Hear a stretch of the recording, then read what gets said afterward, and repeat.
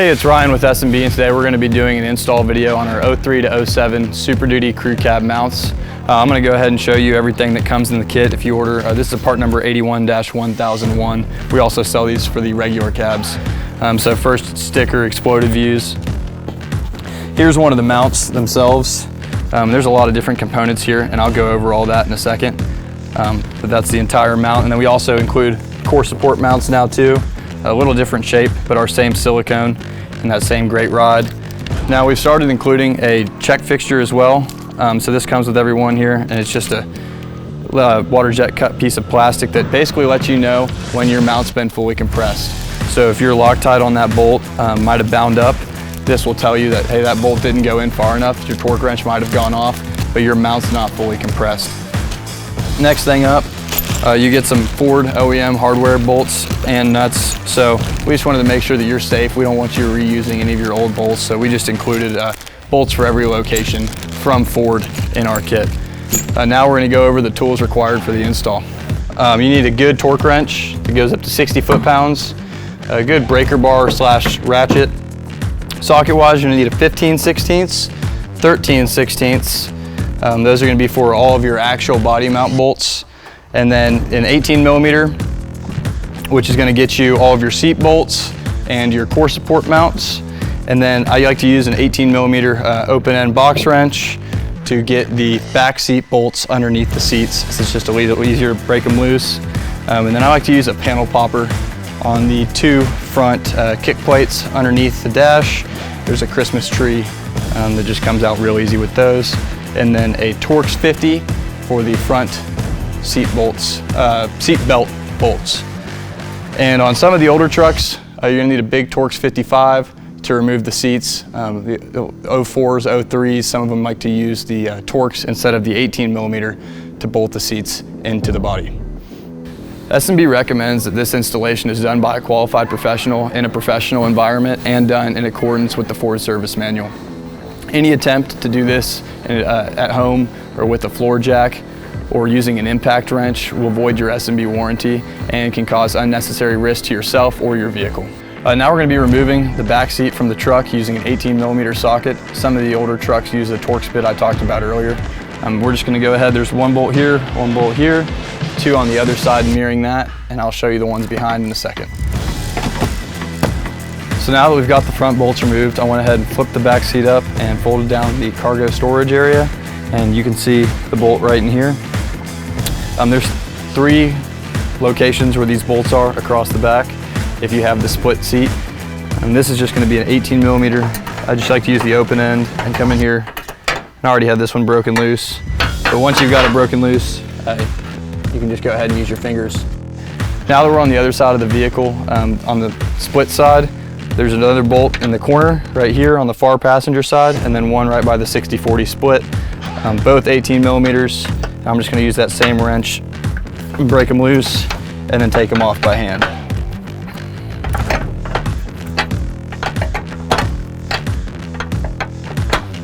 With all the seat bolts removed, we're going to go ahead and fold up the cargo tray, flip the backs down, and I'll flip this side down in a second, and then I'm going to get a buddy, and we're going to lift the whole seat out of the truck. So now we're going to go ahead and pull the back seat out of the cab. We're going to flip the backrest down and then pull the headrest out. One on both sides to pull the headrest. And you're going to have to pull up a little to get them over the studs, and then just start inching it out. And you have to angle it vertically. Now with the seat removed, we're going to go ahead and remove the tray that holds the lift, bottle jack, and the torque lug wrench. So to do that, we're just going to pull the screw off that holds them both down inside the tray. With that out, pull the bag of stuff out of here and expose the bolts that hold the tray down. These are going to be 8mm bolts. And these are already finger tight. With all of that done, the whole tray can be removed. Now with the tray out, we've pulled the carpet back a little bit and exposed the body mount heads from the bolts. on the back driver and the back passenger side. Now we're going to move on to the driver and passenger seat. They have protective covers over the bolt heads. And these on this truck are going to be 18 millimeters, but again, on some of the older trucks, they're going to be the torque style. So just depending on your truck, go ahead and just break these loose and remove. There's back left, back right, and then mirrored on the passenger seat. So now we've got the back bolts out of the front seats. We're going to go ahead and remove the front two bolts out of the driver and passenger seat. And to do this, there's a plastic cover down here that I'm just going to pop off. It just unclicks from the bolt head, so pull right next to the bolt head. Again, going to be an 18 millimeter. And I'm going to go ahead and get these loose right now. So now we're back where the back seat was. We're going to remove the power for the seat heater and the seat motors. This truck has both those options. If your truck does not, you might not have this power cord, but I will show you what the connector looks like in a second. It's going to be the one coming with the seat moved all the way forward. You'll see the cord come out. And all you're going to do to pull it is just push down on this tab right here and just remove it. And once that's removed and the one on the passenger side is removed, you're ready to remove your seats from the truck. So now with our electrical unplugged, I'm going to go ahead and just lift directly up on the seat and take it out of the truck.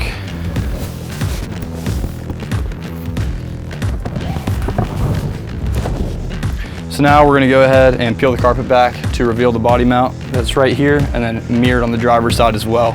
To do that, I've already removed the front and rear, just a few tabs worth of the kick plate, and you can do that by just gently prying. And then I'm going to go ahead and remove the bottom bolt from this seat belt. And to do that, I'm just going to use a Torx 50 and loosen this up. With the seat belt now free, we can go ahead and just lightly peel this carpet back. And you're gonna kind of have to wiggle it over whatever accessories you have back here. And it will reveal, and we'll show you right here, there's a rubber grommet. Pull the carpet back a bit. And with the rubber grommet out, there is the second row of bolts. So the back row, and then here's another row. And we'll move up to the front of the truck and get those right now. Now in the front corner, we're gonna go ahead and remove the kick plate right here, the corner kick plate. I've already pulled the foot one. To do this again, just lightly kind of peel backwards. And there's a few tabs in here. And once those tabs are out, the piece should be free. And then there's one Christmas tree in the back. So get a panel popper and just remove that, and the kick plate will come off free. Now that we've removed the kick plate from the door trim, we're going to remove the front corner one. This just pries off. I've already freed it up. And then there's a Christmas tree right in the back. So take your panel popper, get under that, and just work that out. Once that's free, this whole piece comes out and your carpet can be peeled back. And with your carpet out, you'll now see the next grommet for our third set of bolts. I get this grommet out here. And that bolt is just all the way in the bottom of this grommet location. So now we're going to start removing the body mount bolts. We're going to start in the back passenger corner using a 13/16 socket. And remember, do not use an impact here. That thread locker will bind up if you use an impact, and it's just a mess.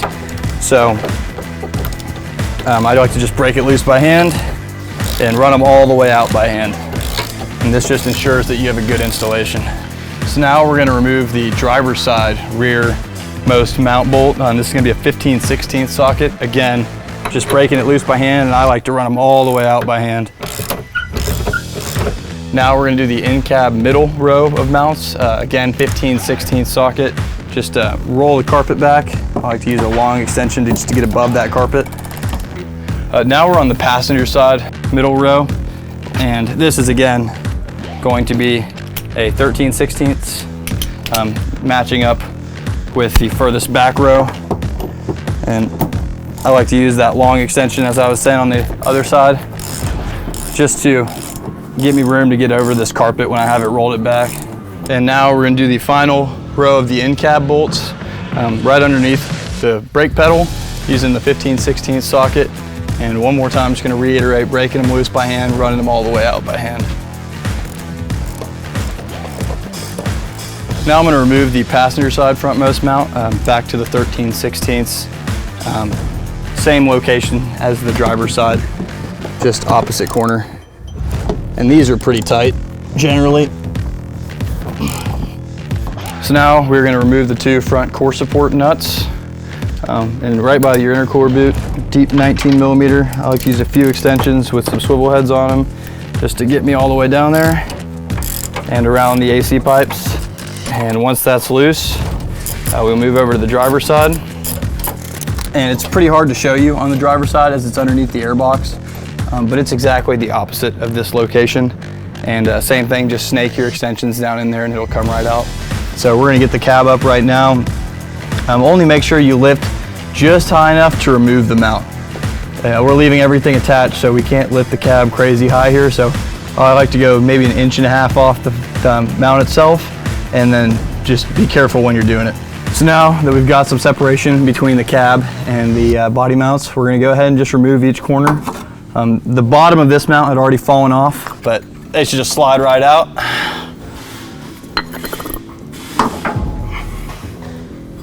And here's the lower from that side, and we'll go ahead and go over these when we're done. There's a few of them that are just completely shot.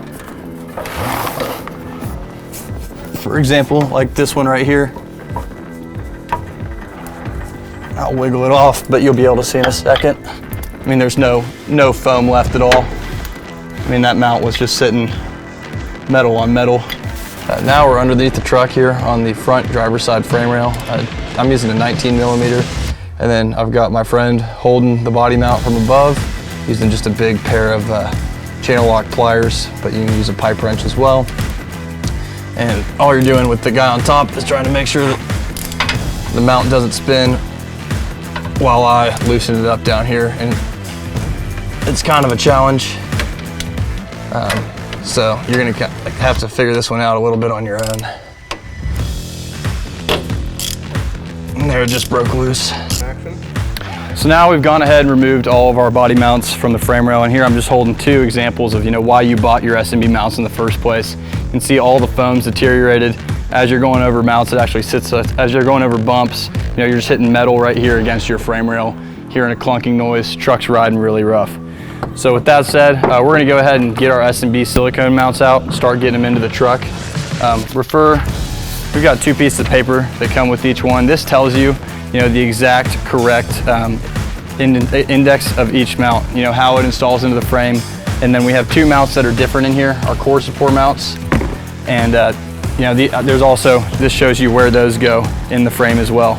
But I'll just go over that right now with you. So working from the bottom to the top, and we'll show you this under the truck as well in position. So this red card right here indicates where the frame rail goes. So if you're looking at it from the side, everything above the red card needs to be above the frame rail. Everything below the red card needs to be below the frame rail. That's really the easiest way to explain it.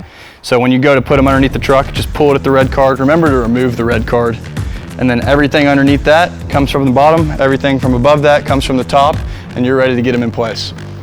So here we are under the truck, and as I was talking about earlier, it's very important to get the whole mount situated correctly in the truck. So my thumb right now is where that red piece of paper was that you earlier removed. So everything I'm holding here goes above the frame rail. So this would be the plastic keyed cap, red silicone shim, isolator, metal cap, and then your plastic shim on top. And so this just keys right into the frame. It's the same shape, and that sits right there. I like to install the lowers after I've actually lowered the truck down so that I can get the bolts started to keep them up. And so we're gonna keep doing all of these. I've got my friend working on the other side, and everyone under the cab installs the same. The front core support mounts are a little different. We'll show you those next. So now we're at the front on the core support mounts. Again, this piece of paper, everything under that goes inside the box frame. Everything above the red paper goes above the boxed frame. So I'll go ahead and just put that down for now. And these are actually a little taller than the stock mounts, but they compress to the same height as the stock mounts. So you might have to raise the truck up a little more, but don't worry. Once the truck's sitting down on them, it's gonna be the same height it was before. So once those, again, index, they're keyed into the frame rail. And then This is the tricky one here.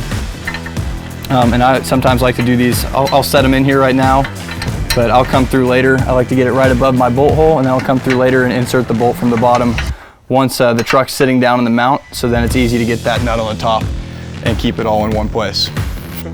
So now, using our 2 exploded views, we're gonna figure out which bolts go where. So your 2 bolts in an individual bag with the washers and nuts included. These are gonna be your core support bolts. These are gonna install from the bottom, and then washer plate and nut on top. And then in here, your assortment of bolts, refer to the other page here that has the rows. So row 2 and 3, you're right under the pedals, passenger and driver side. And then row 2, right behind the front seats, are going to be the 4 same length blue Loctite bolts. And then for row 4, driver's side and passenger side are a little different. So passenger side driver's side is gonna have the skinny one with pink Loctite, and then your passenger side is gonna have thick washer, blue Loctite, and the weird neck down bolt. And so we're gonna go ahead now and start getting these into position in the cab first, and then we'll come back and do the core support last. So now we're gonna get our core support bolts installed. So here you're gonna have your bolt that's gonna come from the bottom, through the access hole, through the mount, and then into the engine bay. And so I'm gonna give my friend one with an extension to help him press it up. And I'm gonna take the plate washer and then the nut that also has a washer built into it, and watch down here for that whole bolt to come through, and then get him started by hand. And when we're tightening these down, he'll have to hold it from down below as well. So now I'm gonna go ahead and set my torque wrench to 60 foot-pounds for the front 2 core support mounts, while I have my friend hold them from the bottom with a ratchet so that I can get to 60 foot-pounds. So now we're gonna go ahead and get the mounts inside the cab torque down. You're gonna be using a 15/16 on every position in here except for the back driver side, which will be a 13/16. And all of these bolts will be going to 60 foot-pounds. So just set the torque wrench and start clicking away. So now that all the mounts are torqued down, we're gonna go ahead and use our check gauge. All this is gonna do is ensure that you got the proper amount of clamping pressure when your torque wrench hits 60 foot-pounds. And a few people have had some Loctite bind up and they actually hit 60 foot-pounds prematurely. So we went ahead and manufactured this check gauge. And the way this is gonna work is it's just gonna come in from the side right here. The bottom of the U shape is gonna go on the mount itself, and the top should go in between the cab and the cap. And if it's within that plastic shim and touching the bottom, you got full compression and your mount's good to go. So just go ahead and do this on all 6 mounts underneath the cab. Obviously you can't do it in the boxed frame, but this is all you need to do to finish your install. Now we've got all of our bolts torqued down in the cab and core support bolts. So we're gonna go ahead and get our carpet tucked back under our kick plates. Then once that's done, get the seats back in the truck, as well as get the front bumper on. Now, this isn't the easiest install, but it can be done relatively quickly if you've done a few of them before. If it's your first one, just take your time, and if you have any mounts stick together, just try to pry at them, be patient, apply some heat, and worst comes to worst, you might have to cut them up. But if you have any questions, call us anytime, and have a good day.